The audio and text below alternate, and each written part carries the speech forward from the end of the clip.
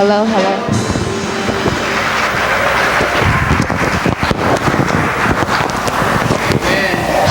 I don't know if it's still morning, but good morning, everybody, if it still is, but if not. Okay, before I even start, I just want to say, shout out to the youth. Well, are they still in here? No. Oh, yeah, they are. Okay.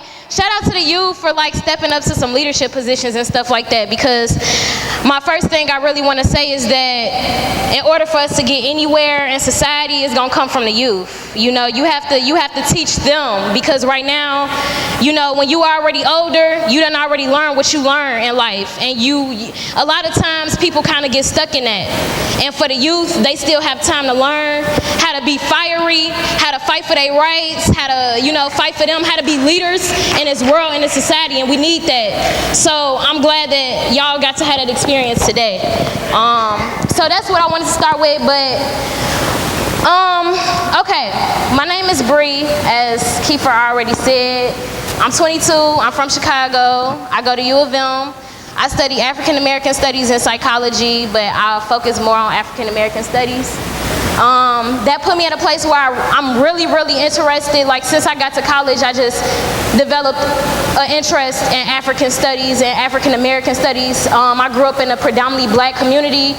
The next population was Latinos, and it was only one white person in my school. And when I got to Michigan, I just really realized how much I didn't know about myself, and how much I didn't know about our heritage, how much I didn't know about my blackness, and it really didn't make any sense to me, given that I went to a predominantly black school, and throughout my entire life I never learned anything about me, and that's crazy. I feel like that's crazy.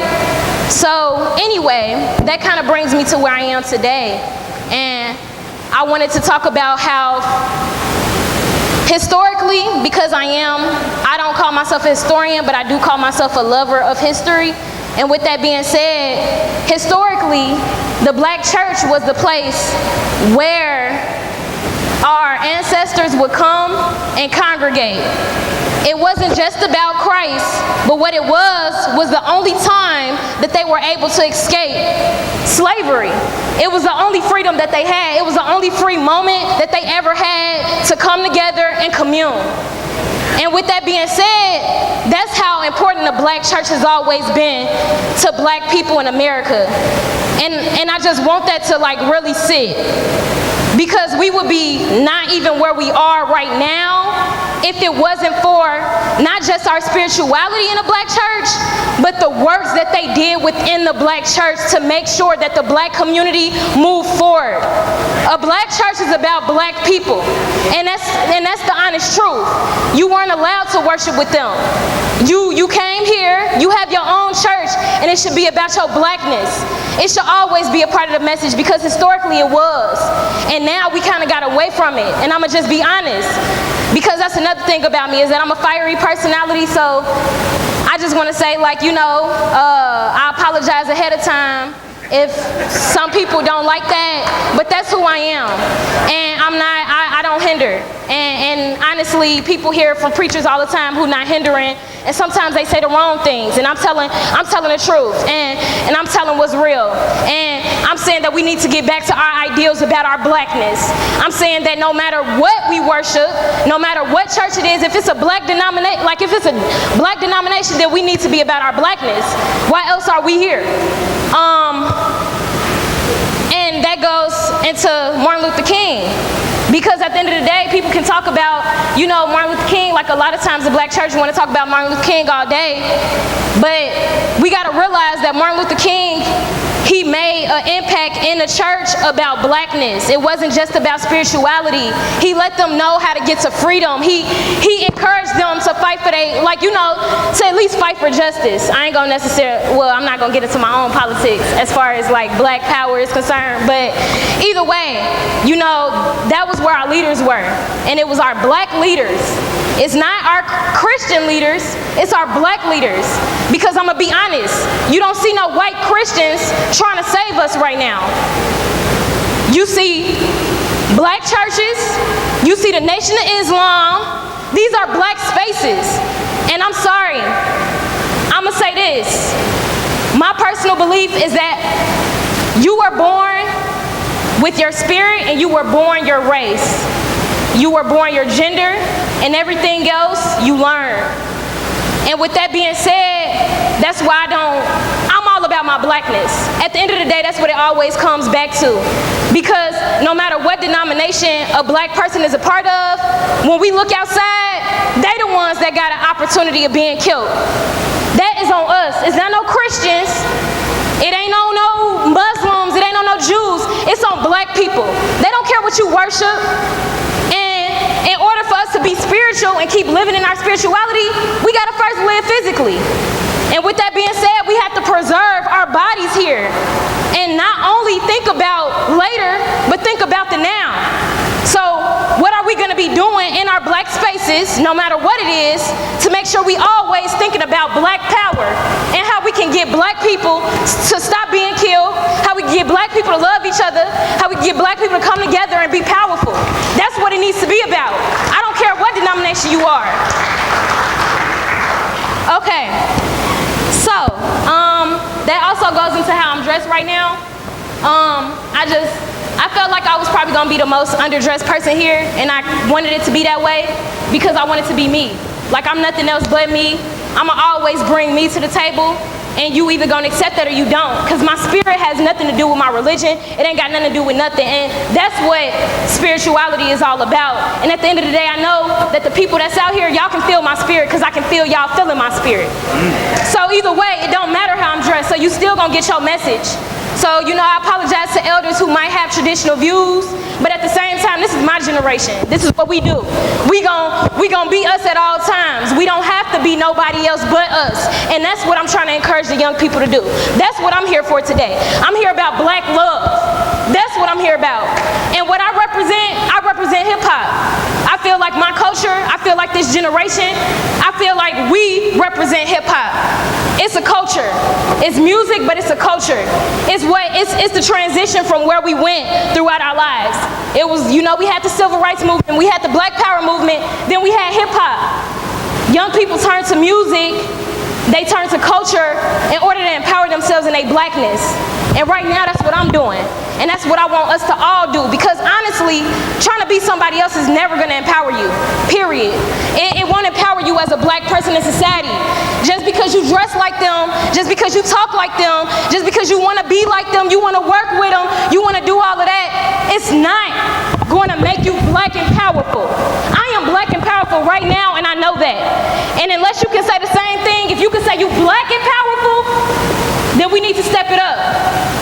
So, I'll give you a little bit of background. Like, when I was living in Chicago, I was raised by my granny. And, that was the only person I knew, like, pretty much my entire life. I didn't have my mom or my dad around, and she raised me and my sister, who was really my cousin. But we call each other sisters because her mom passed away. My mom has mental illness, and my granny raised us both under the same roof our entire lives, and she ain't nothing else but a sister to me. And basically, I believe throughout my life, I didn't understand why she treated me and my sister so different, like how she chastised us would be different. But then when I got older, I realized that it was all about our personalities. It was like she loved us equally. That was never gonna change.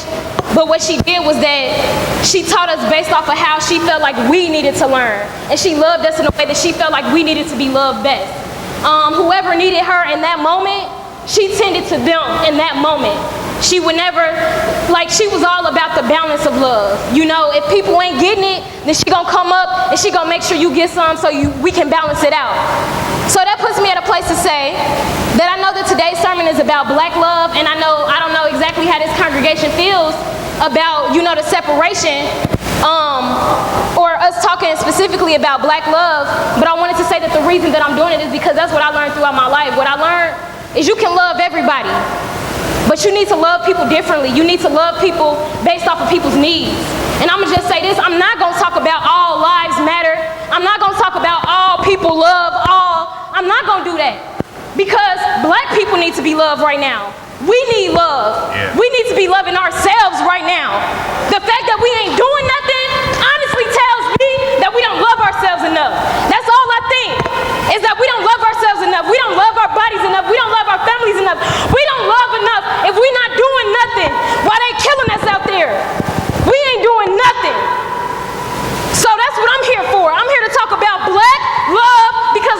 be loved. Whatever your ideology is, it don't matter. Because right now, when you look outside, you need to be loving who needs to be loved. And that's us. It ain't no Christians, it ain't no Muslims, it ain't no Jews, it's black people, no matter who they are. No matter what church, no matter what denomination, they need to be loved. Because they all killing us. They don't care. They could be white Christians killing us. They put their hand on the Bible in church and lie. And these people get off the fruit, like, without no repercussions from killing us. So let's think about us, the black us. So, first thing, in order to love, or black love, the first part about it is self-love. And for self-love, you have to first know yourself. And what I mean by that is that, like I said, I went to a predominantly black school, didn't know none about myself till I got to college. And that's because I decided to be an African American Studies major. And I would have literally not learned anything that I know today if I wouldn't have made that decision. And that's sad. And that's why I am who I am. Because I know me. I read Malcolm X. I read Martin Luther King. I read Huey P. Newton. I read Assata Shakur. I read Angela Davis. I know about all the black people. And that's why I know me. That's why I can sit here and be confident in what I'm saying right now and not care how anybody feels about it. Because I'm not here to please. I'm here to speak the truth. I'm here to do what the people before me did, what our ancestors was doing for us, what they was trying to fight for our rights, and we not even doing nothing. We just sitting here. What have we done in the past 50 years to really add up to what our ancestors have done to fight for our freedom? So what are we gonna do today? It starts with education, self-education, black education. Not just education when you go to school, because like I said, I go to Michigan. Michigan ain't gonna teach me none about me. That's a predominantly white institution. That's right. Yeah, you can have a hype. Ooh, yeah, my baby got a Michigan degree. Okay. Do they know them? Do they know black education? Do they know who they are? Do they know how even that information that they learned in that school is gonna affect them being a black body? If you don't know that, then you don't know nothing. I don't care. I don't care about no degrees. You don't need no degree in order to be educated. All we need is books. We need to start reading. Start reading the people of the past. We can't keep letting white people have control of our education. I'ma just be honest, because they're not gonna educate you about you. They want you to be where you are. You start to love yourself once you realize how great we are as a freaking people. They ain't never told us. They ain't never made us feel how great we was. We actually, I hear so many black people say so much brainwashed things about themselves, and you could just tell that they hate black people and they hate themselves, and that is so sad. And the only way you're gonna get out of that is actually by educating you on you. Like for instance, did y'all know that the drums came from Africa? What about the tambourine? That's an African instrument. The guitar is an African instrument. Then the harp is too, and then the piano was turned into the piano after the harp. Like, what we bring to our churches even, we don't even realize that that's African. We just do everything just subconsciously not realizing. And it's like, when you realize, then you can actually be prideful in what you're doing. Because you realize it's a part of history. You realize that you're doing what your ancestors were doing. You realize that we have been African literally the entire time we've been in America. It ain't never changed. No matter what denomination you're a part of. For instance, we circle up. When we pray, we circle, right? Let me tell you what that is. What that is first off, it's communion. It's communion. And second, when you touch hands, you share energy. It makes it more powerful, whatever your prayer is. And we say that, right? But we don't know that came from Africa. And the circle itself comes from Africa. The fact that we circle up, the fact that when we dance, right, it's a circle on the outside and inside people dancing, and people on the inside, the outside is cheering, woo, woo, woo. And then the people on the inside, they get hyper. That's African. And what their belief was that when you dance, when you sing, when you clap from the outside of the circle, you bring all of your energy into the inside of the circle and you make them people do better. And it's like we do all of this every day and we don't even realize what we're doing. And it's like when I go out, I'm so prideful. Like I'll be like, African, African, African. Ooh, African, African. Because it's like I just know myself that much and I see the African presence everywhere. And it's like that's why I don't have no problems being African. I don't want to be nothing else because Africa is what made this country what it is today. We made this country what it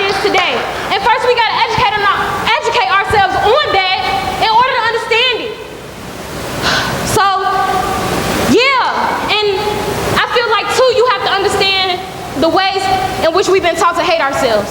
And let's just think about when I went to high school. When I went to high school, never seen a girl with natural hair before. Never in my life. So when I got to college, when I saw girls with like a fro that was curly, I was like, how you do that to your hair? How you get your hair like that? Without even realizing that that is, if I cut my perm hair off, my hair could do the exact same thing. They wasn't special. We are all special. We just don't know how special we are. Because I've been getting perms since I was 6 years old. I never knew what my natural hair texture looked like. I don't even remember myself before I got a perm. Now I got locks. I've been through so many different stages once I realized how much black hair could do, that we could do everything to it and nobody else in the world could. And I'ma just be real. We can do what they do and we can do what we do. So it's about being prideful in that. You ain't always gotta wear your hair the same. You ain't gotta always have your weave in. You ain't always gotta have your perm. You ain't always gotta have your hair cut down low. We African, I don't care if you a man or if you a woman. Guess what? Your hair does wonderful things. Your hair deviates from gravity. You have a fro that does not fall. It goes up. Black men, y'all got fros that be, these black men, these young black men nowadays don't even know what hairstyles they rocking and why. You know, like they don't even understand that was a part of hip hop culture. When you got these hairstyles cut off like this and then you got a high top, whatever, they just be rocking it. They don't be about hip hop, they just wearing some hair. And it's just like our hair needs to be important to us again. Our appearance needs to be important to us again. If we are African in our appearance, then we'll always know that we're naturally beautiful, period. And it's like you don't even know if you're naturally beautiful if you're not showing your natural self. And honestly, I'ma just be real. I'm not saying that everybody who got perms, everybody who got weaves, this, then, that, woo, I bet, man. I'm not finna sit up here and judge your life, but what I will say is that when a woman has natural hair, when a man decides to grow his hair out or show his African hair, when we was walking around with fros during the Black Power movement back in the day with the fists up, that's when we were the most powerful. I'ma just be real. I'ma just be real. People was intimidated. People didn't even mess with us like that because we loved us and we didn't need to love them. So when I wear my natural hair, I know for a fact that the way people come to me is so different. I don't get the same treatment as other women, and I'ma just be real. And that's from women and men. And that's because your energy shows through with your appearance. The way I'm dressed right now, the way my hair is, it probably told you something about me. All that you needed to know, or some of what you needed to know. And I mean, that's what it's all about. It's like they see the power in you when you actually want to be you. So I just want, and then another part of that is like skin colors. I'm really talking to the youth right now because I feel like the youth goes through this. I just left high school and I know, 5 years ago, but I still know what that stuff is about. I know how it was. I didn't know what my hair looked like. It was colorism going on where the lighter skin was better than the darker skin. If you learn your history, you also learn that the slave masters did that purposely.